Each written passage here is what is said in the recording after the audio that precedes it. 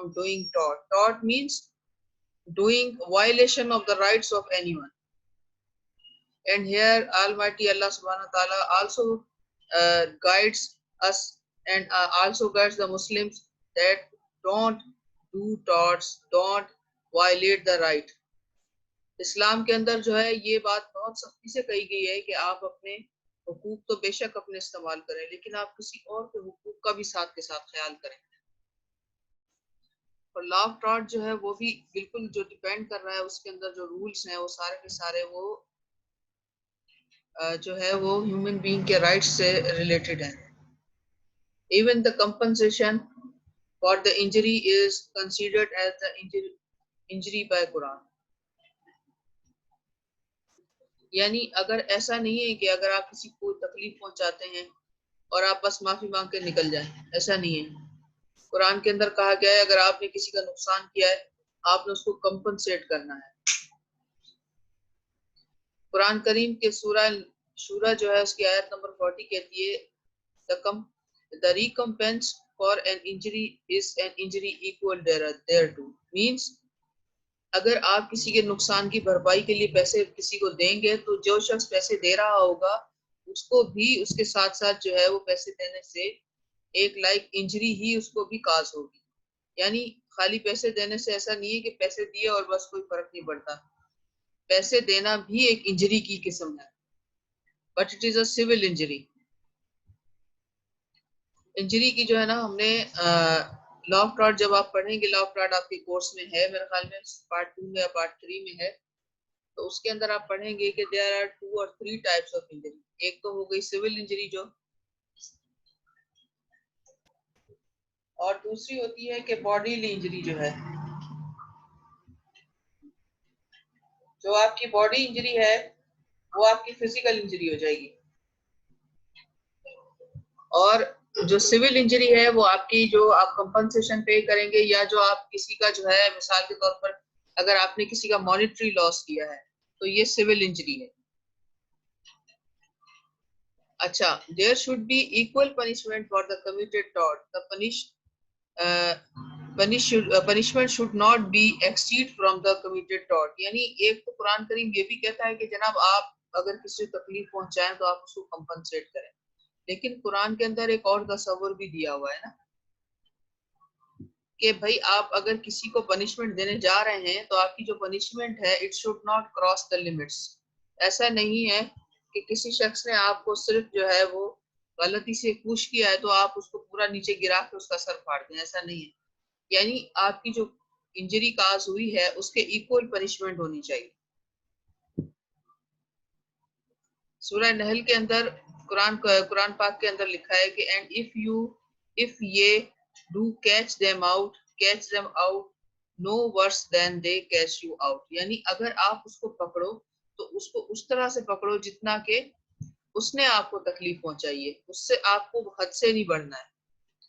कुरान पाक के अंदर जो सिविल इंजरी या किसी को भी नुकसान पहुंचाने के बारे में या उसके नुकसान की कंपनसेशन के बारे में जो बात ज्यादा दोहराई गई है, किसास के जरिए भी बताया, किसास भी यही है कि आप अगर किसी को नुकसान पहुंचाएं तो आपको भी उसके बदले में क्या है कि फूलों के हार नहीं मिलने चाहिए, आपको उसकी पनिशमेंट मिले। English law of tort is the man-written, but Islamic law of tort is taken from the Quran and Sunnah, means it is divine law।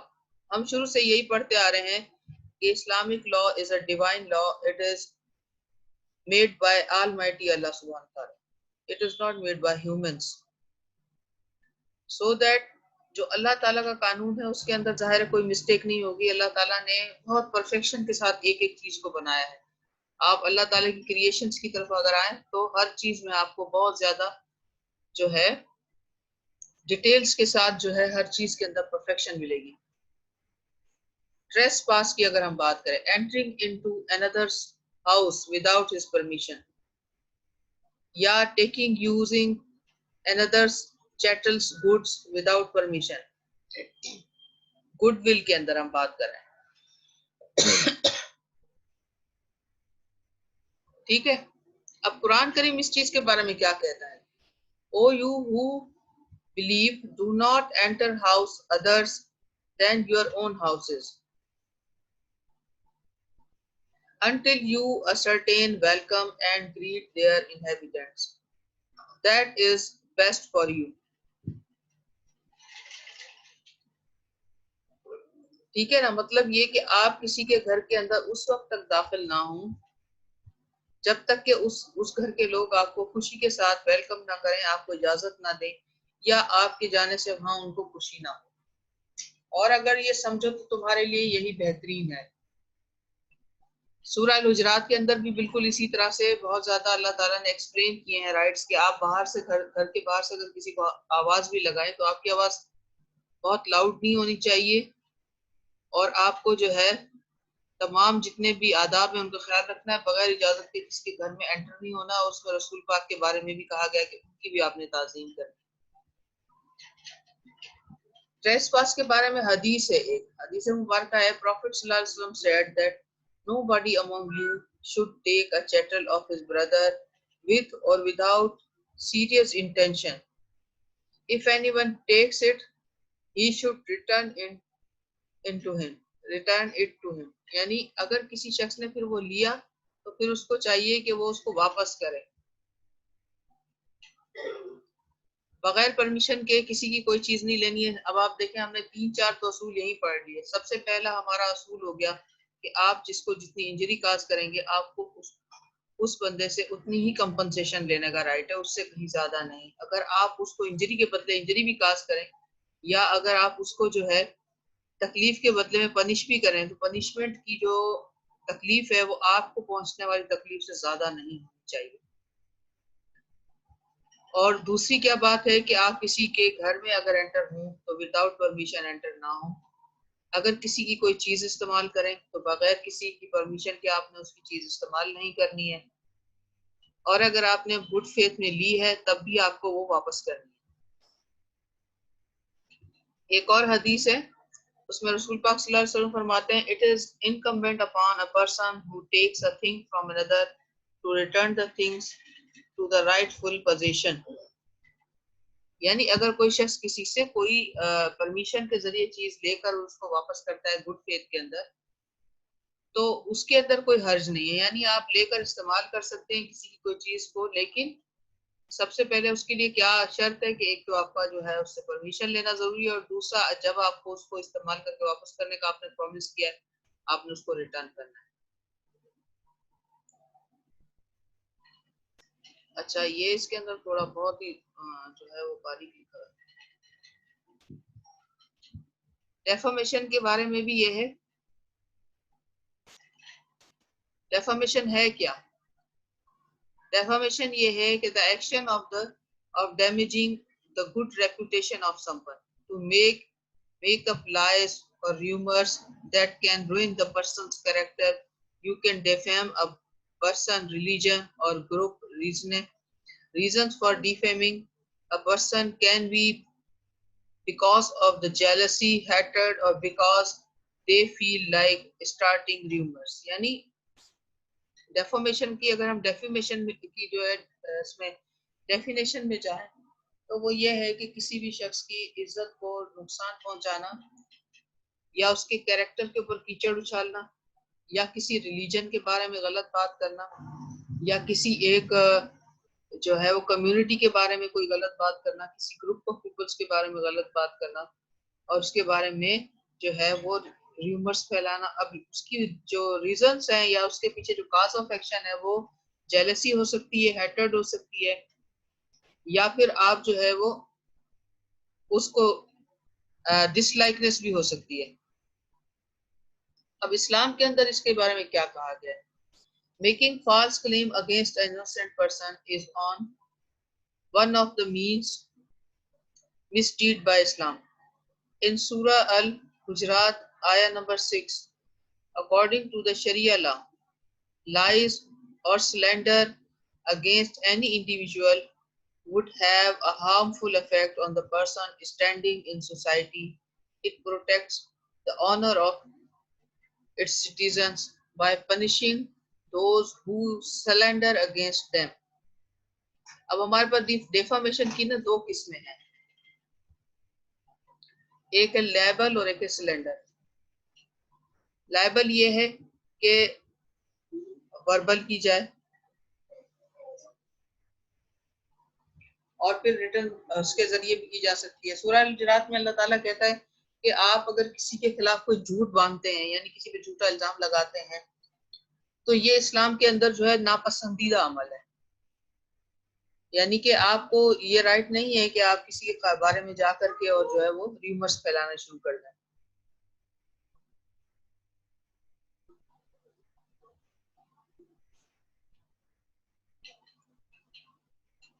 Scholars इस्लाम में इसके बारे में क्या कहते हैं?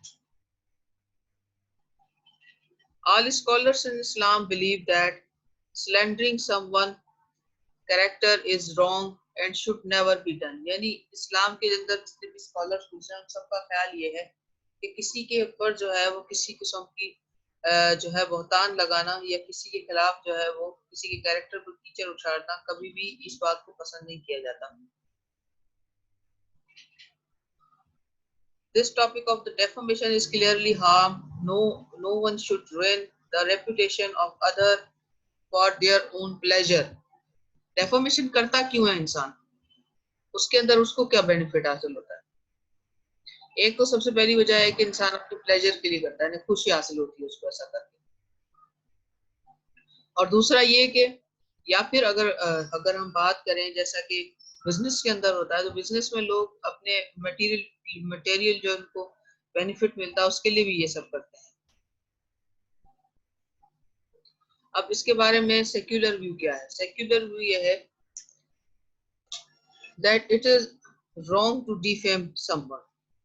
Here in America, it says that defamation is a tort, civil wrong। A person who has defamed can actually sue the person who did the defaming। Religious views say defaming someone or something is great sin, especially if there is no proof that what the person has said is correct। There will be punishment for those who slander or backbite। ठीक है। अच्छा, इसमें जो slander का लफ्ज है वो गीबत के लिए, गीबत को जो है वो करने के लिए किया है। यानी हम गीबत करते हैं, एक दूसरे के पीछे बुराइयां करते हैं, बैक बाइटिंग करते हैं।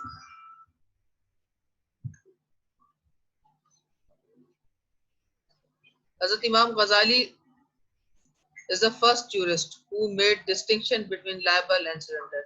The tort of defamation may be committed by way of writing or by way of speech, damaging the honor of other। Making false allegation against innocent person is one of the mean misdeed that have been severely censored by Islam। अच्छा, हज़रत इमाम गजाली जो थे, उन्होंने सबसे पहले कहा कि वही दो किस्म की जो है वो हो सकती है डिफेमेशन। वर्ड्स के जरिए भी हो सकती है और बाय वे ऑफ जो है वो वर्ड्स में, मतलब कि अगर कोई प्रिंट मीडिया है या कोई किसी किस्म का जो है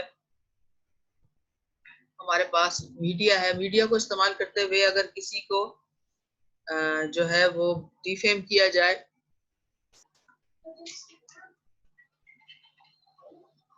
तो उसको हम कहेंगे कि ये जो है defamation by way of print media की गई है। प्रिंट मीडिया भी हो सकता है, इलेक्ट्रॉनिक मीडिया भी इस्तेमाल किया जा सकता है। और ओरली अगर की गई है तो स्लेंडर है, और अगर रिटर्न में की गई है तो उसे हम कहेंगे कि ये लाइबल है।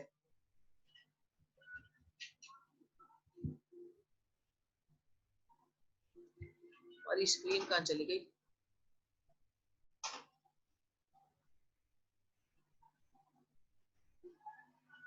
आपको स्क्रीन नजर आ रही है? चली गई स्क्रीन कहीं? मैम नजर तो आ रही थी, अब चली गई है। पता नहीं क्या मसला हुआ है, या मेरे पास से गायब हो गई है एकदम से। मैम आपका मॉनिटर वगैरह तो बंद नहीं हो गया क्या? नहीं, मैंने कर लिया उसको दोबारा। वो असल में नेटवर्क पे थोड़ा सुबह भी कनेक्टिविटी में इशू आ रहा था। अब देखें, आ रही है आपके पास? हाँ, मेरे पास तो आ गई है, क्लियर हो गई है। जी अच्छा मैम आ रही है। ओके ओके स्टार्ट करते हैं। अच्छा हम क्या डिस्कस कर रहे थे कि भाई हमारे पास जो जो यानी कुरान पाक के अंदर जो बार बार कहा गया है कि आपने किसी की जो है वो क्या कहते हैं उसको गिबत नहीं करनी है, किसी की जो है रेपुटेशन को आपने डैमेज नहीं करना है। फिर हजरत इमाम गजाली के बारे में हमने पढ़ा हमारी जो प्रीवियस स्लाइड थी कि हजरत इमाम गजाली जो थे वो उन्होंने सबसे पहले डिस्टिंक्शन बताई कि there is a distinction between two types of defamation. एक तो उन्होंने कहा कि जी डेफर्मेशन होती है जो रिटर्न होती है, यानी प्रिंट मीडिया हो गया आपका, या बाय वे ऑफ जैसे हमारे पास अभी तो इलेक्ट्रॉनिक मीडिया बहुत ज्यादा यूज होता है, और उसके अंदर भी हमारे पास इलेक्ट्रॉनिक मीडिया में भी सोशल मीडिया भी आजकल शामिल हो गया है। तो अगर सोशल मीडिया के जरिए या फिर जो है वो प्रिंट मीडिया के जरिए अगर की जाएगी तो वो हो जाएगी हमारी लाइबल, और जो अगर हम ओरली किसी के बारे में वर्बली बात करेंगे तो वो हो जाएगी हमारी सिलेंडर। ठीक है। और लेकिन जो अब हम डेफामेशन की बात करते हैं ना, उसमें हम बात कर रहे होते हैं फॉल्स एलिगेशंस। अगर कोई एलिगेशन आपका ट्रू है और आप उसको प्रूव कर सकते हैं तो वो डेफामेशन में नहीं आता।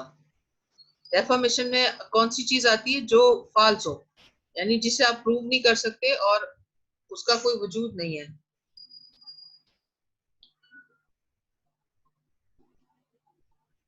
ठीक है। अच्छा Holi Quran says and whoever commits a fault or a sin then accuses of it one innocent, he indeed takes upon himself the burden of a calumny and the manifest sin। यानी कोई शख्स अगर किसी मासूम के ऊपर कोई बहतान लगाता है तो वो जो है अपने आप के ऊपर, अपनी जात के ऊपर उस गुनाह का जो है बोझ लेता है। ठीक है। और देखें हमने जब क्लास के अंदर भी एक बात डिस्कस की थी शायद कि हमारे पास जो डीड्स हैं वो there are two types of deeds. एक तो वह है जिसकी पनिशमेंट इस दुनिया के अंदर है, और एक वो डीड्स हैं जिसकी पनिशमेंट अल्लाह ताला ने आखिरत के लिए रखी है। लेकिन जो हम डेफामेशन की बात करें जिसमें फॉल्स एलिगेशन लगाने की बात है, तो हमारे पास इस दुनिया के अंदर भी जो है वो सजा इसकी मौजूद है, लेकिन साथ के साथ अल्लाह ताला भी उसकी सजा अपने पास महफूज रखता है। और अल्लाह ताला कहते हैं कि इंसान अपनी जान पर बोझ डालता है। ठीक है। होली प्रॉफिट सल्लल्लाहु अलैहि वसल्लम said, if one puts a false allegation on a believing man or a believing woman or say anything about them which is not is in him or her, the Lord Almighty, yani Allah Almighty will on the day of judgment keep him in the cloud of hell smoke until he comes out of the responsibility of what he had said। यानी जब तक कि वो शख्स अपनी जो है कहे हुए लफ्जों से अल्लाह ताला कुरान पाक, यानी अल्लाह ताला जो है उसको कयामत वाले दिन दोज़ख के जो है जो वहां पर धुएं से बनने वाले बादल हैं उसके अंदर उस वक्त तक उसको जो है कैद रखेगा, जब तक कि वो अपनी कही हुई बात के ऊपर, यानी जो उसने इल्जाम लगाया होगा उससे वो क्या करेगा कि उसकी उस जिम्मेदारी नहीं लेगा कि हाँ मैंने झूठा इल्जाम लगाया था उस शख्स के ऊपर, और उससे यानी कि उसको जब तक के पनिशमेंट होती ही रहेगी। अच्छा ट्रेस पास टू पर्सन। अब होमिसाइड यानी किसी और को जिस्मानी नुकसान पहुंचाने की बात हो रही है। एक तो ट्रेस पास हो गया था हम जो घर के अंदर किसी के बगैर इजाजत के दाखिल हो जाना, या किसी के सामान को बगैर इजाजत के इस्तेमाल कर लेना। अगर ट्रेस पास टू पर्सन की हम बात करें तो उसमें आ गया हमारे साथ होमिसाइड यानी किसी का कत्ल कर देना। ठीक है। Homicide is a killing of a human being by human being. According to Islamic law 3 main kinds of homicide.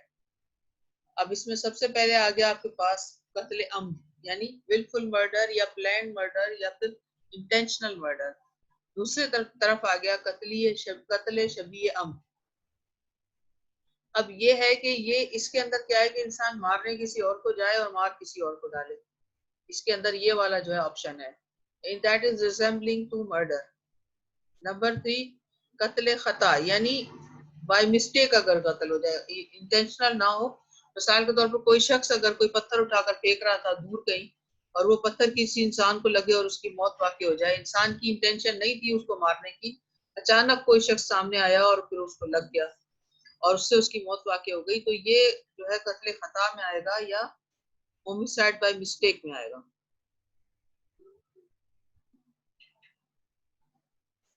अब इसमें अल्लाह ताला का जो फरमान है वो ये है कि we have ordained therein for them life for life, eye for eye, nose for nose, ear for ear, truth for truth and the bounds equal for equal. यानी इसके अंदर अल्लाह ताला का जो कानून है वो किसास के बारे में है। यानी अगर कोई शख्स जिसको जितनी इंजरी पहुंचाए तो उसके बदले में उसको उतनी ही इंजरी पहुंचाई जाए।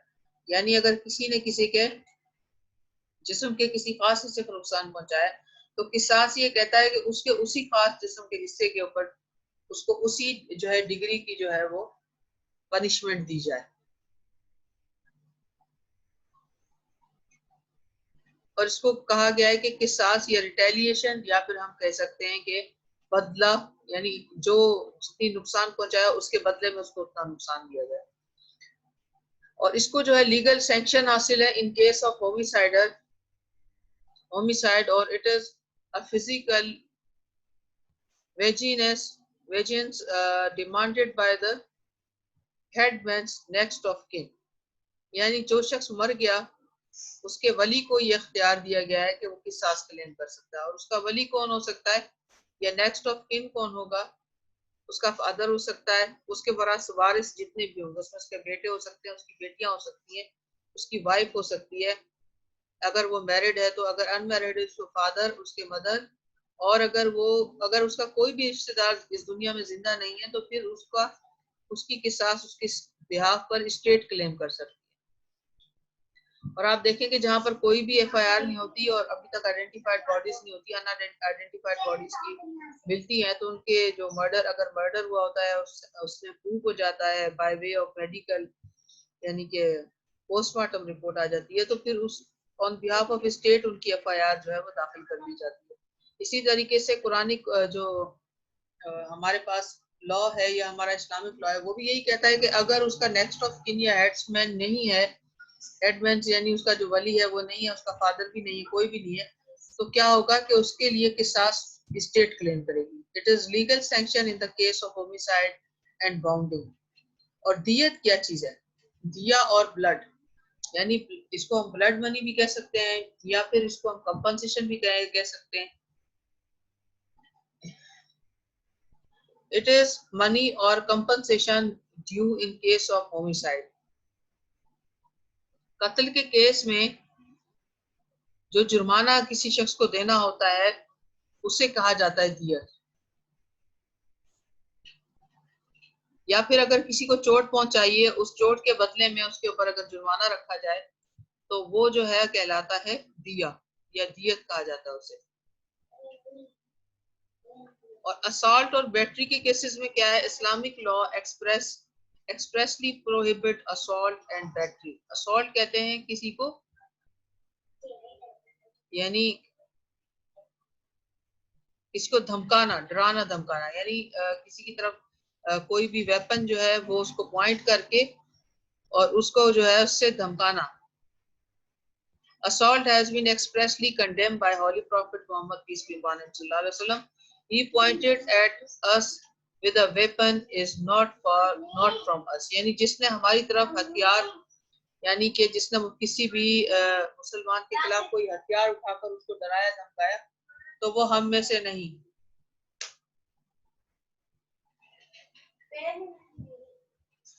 अच्छा, विकारियस लायबिलिटी क्या है? विकारियस लायबिलिटी ये है कि किसी और की जिम्मेदारी किसी और पर होना। Vicarious liability is the liability imposed on a person from the act of another person. अच्छा, अभी हमारी क्लास का टाइम खत्म होने जा रहा है। सीआर आप ऐसा करें, अटेंडेंस ले लें, हम कल यहीं से स्टार्ट कर लेंगे, विकारियस लायबिलिटी से स्टार्ट करेंगे। अच्छा, यहाँ तक समझ में आया आप लोगों को? किसी किस्म का कंफ्यूजन तो नहीं है? चले ठीक है, फिर ऐसा करते हैं कल यहीं से हम स्टार्ट करेंगे, विकारियस लायबिलिटी से स्टार्ट करेंगे।